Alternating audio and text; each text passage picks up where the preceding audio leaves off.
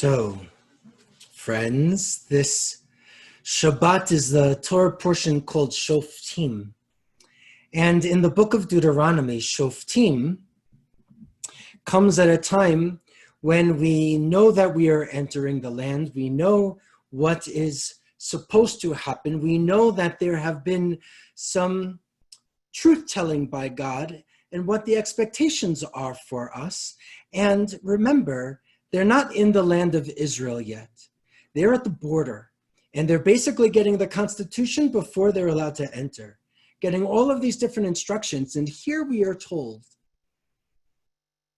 that our ancestors need to set up a system of courts, that there has to be a fair and just system with courts as its rock. And just in a few verses into the text, it has this very famous line that many of us have heard before. And it says, Tzedek, Tzedek tirdof, justice, justice, you shall pursue. And our commentators are going to spend a lot of ink trying to figure out why is there a repetition of those two words, Tzedek, Tzedek, in the very beginning? Justice, justice.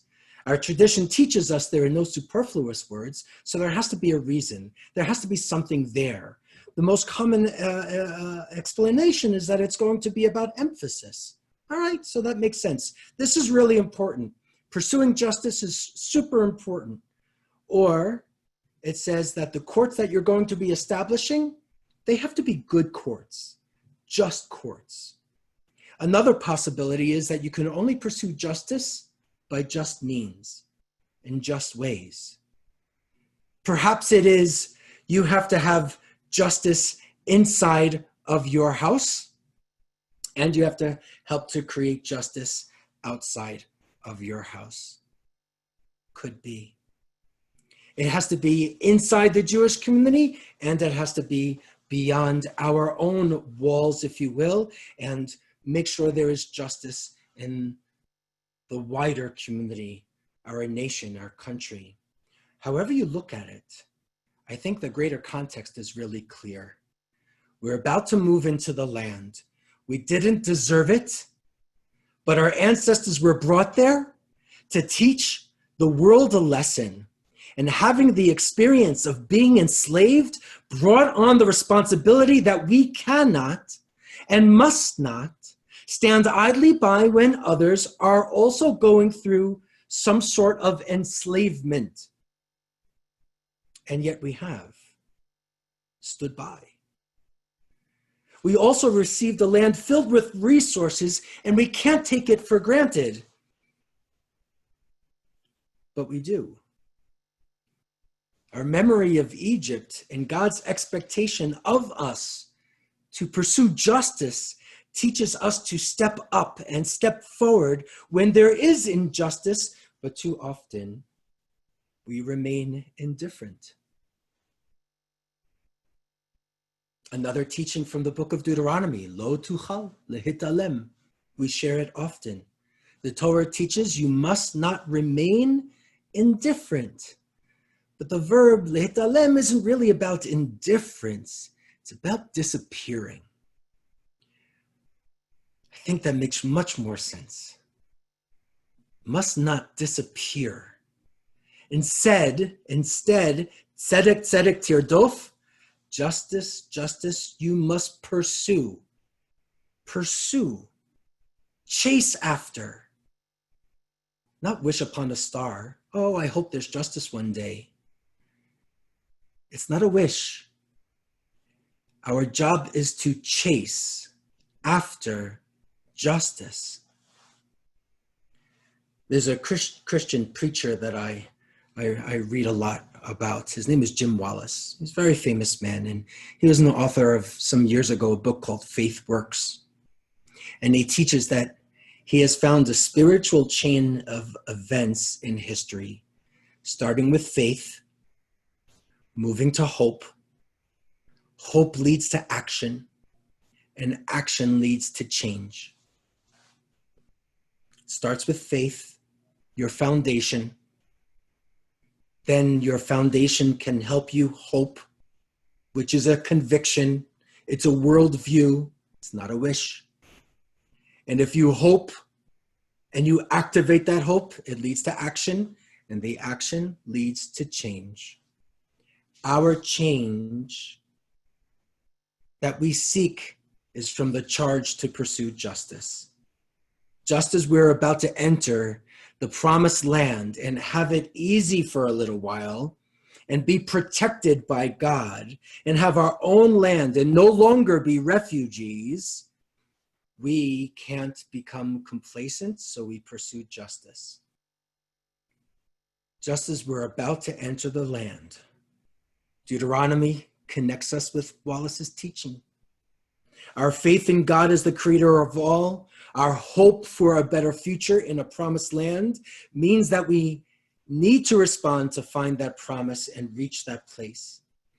It's only our efforts that can transform our fractured world into a place filled with peace and wholeness, the real message of Shalom.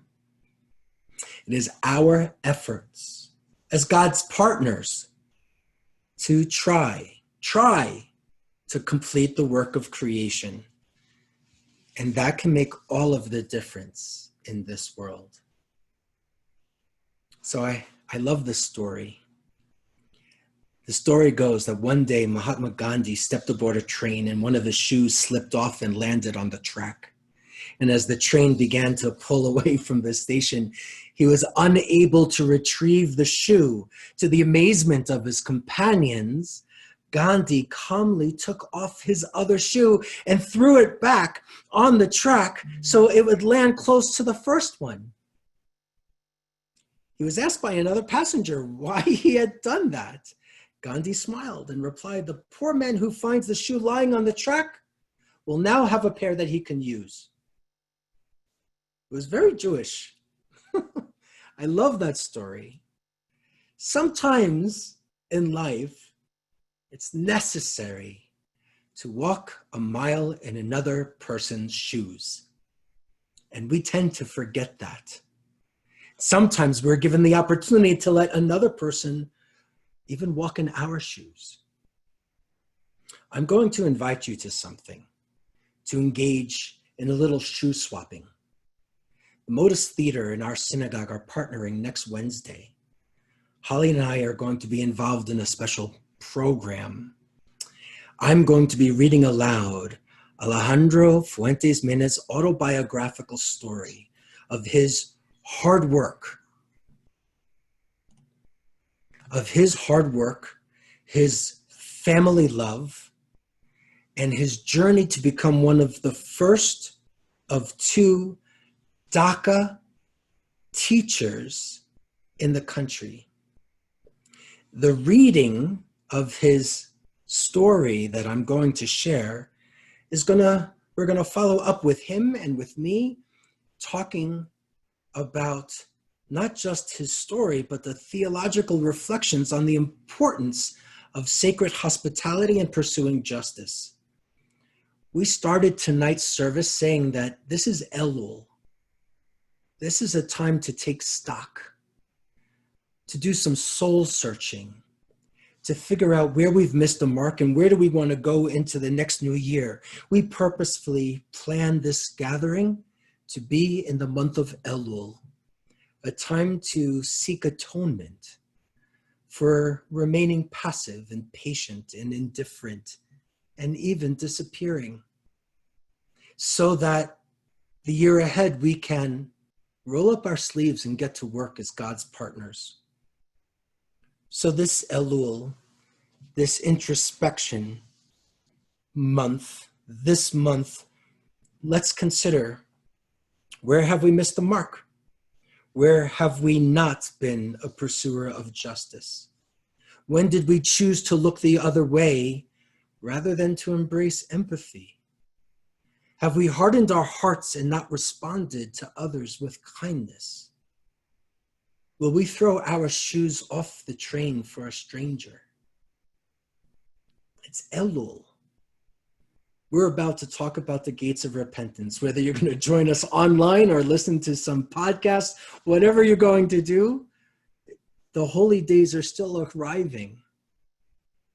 And we're going to figure out how to make them matter.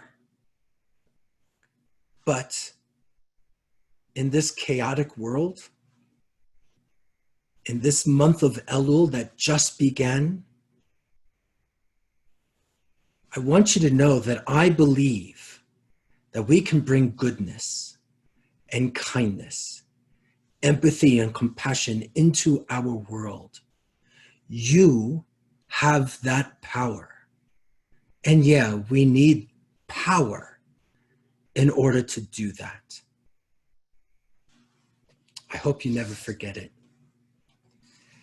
So tie your shoes tightly. But let's keep in mind those who aren't as fortunate.